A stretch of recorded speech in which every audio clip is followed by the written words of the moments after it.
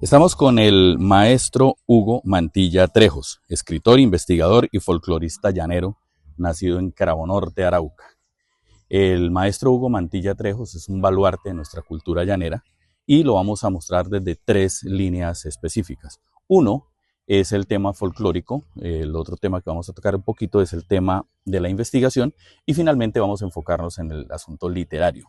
Para hablar del tema folclórico, cuéntenos un poquitito cómo fue ese proceso de crear el himno del Bichada y cómo fue el proceso de crear también el Festival del Corrido Llanero en ese departamento.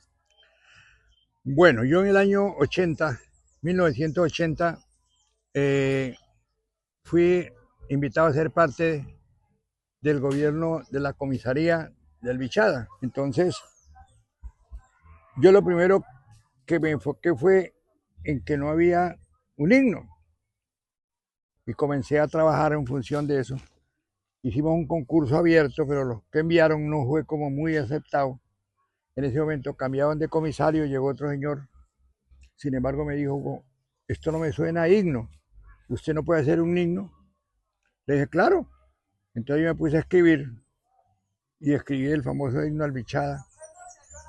Y en la letra, con algunas correcciones que le hizo el profesor, un profesor del normal de apellido Kuhlman, salió a la luz pública ese himno.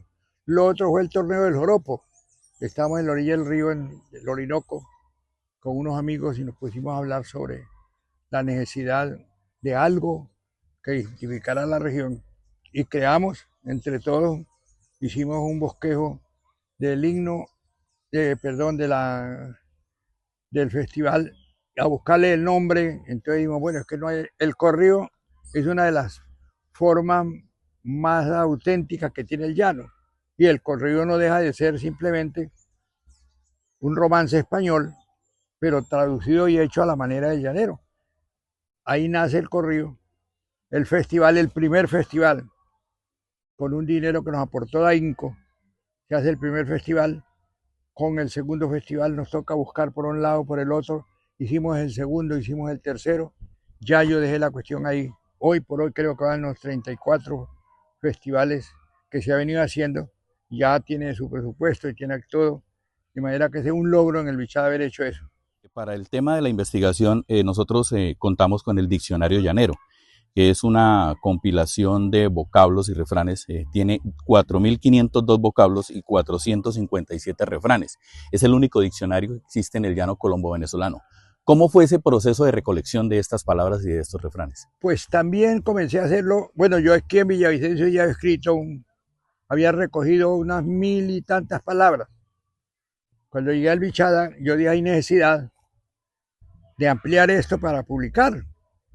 Y seguimos con Rodolfo Falla, con Carlos Acosta, con otros personajes que trabajan en la Casa de la Cultura.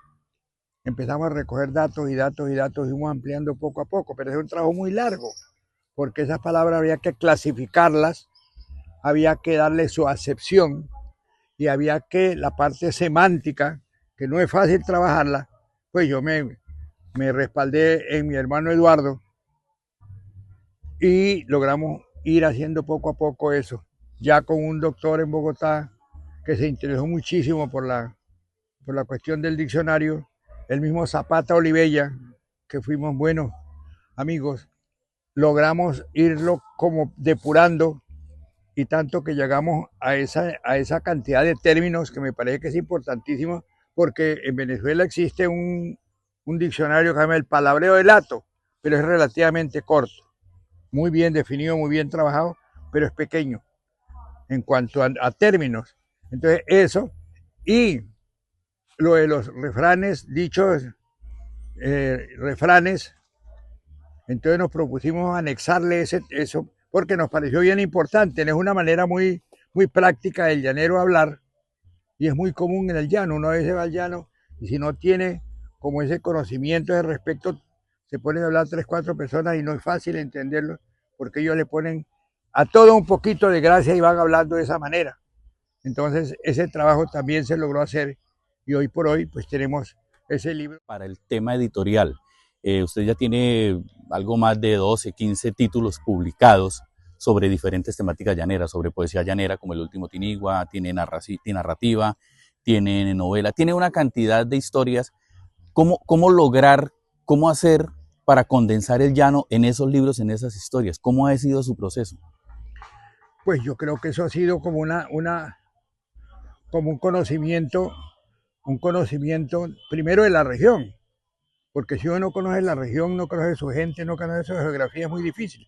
Entonces yo me propuse como recoger todo eso y luego sentarme a escribir y hacer, por ejemplo, anécdotas. Eso es mi amigo el juglar, ¿sí? No es otra cosa que una serie de historias, de cuentos de un personaje que se llamaba Hernando Mota. Pero también escribí El último Tinigua, que es una historia en mesetas que me contaron de una raza que se iba a desaparecer del mundo, que eran los indios tiniguas de esa región, y efectivamente desapareció. Entonces yo escribí un poema sobre eso, un libro que tengo sobre eso, sobre unos poemas que yo hice. Luego seguí trabajando en diferentes áreas porque me parece que es importante y seguimos ese trabajo que vamos a realizar, Dios mediante. Me parece que es como la continuación de eso y ya tengo montado el esquema para escribir un trabajo de todas mis historias alrededor del Bichada, el Orinoco, del Meta, y sobre todo de los ríos, las historias del río que no se ha trabajado mucho en ese sentido.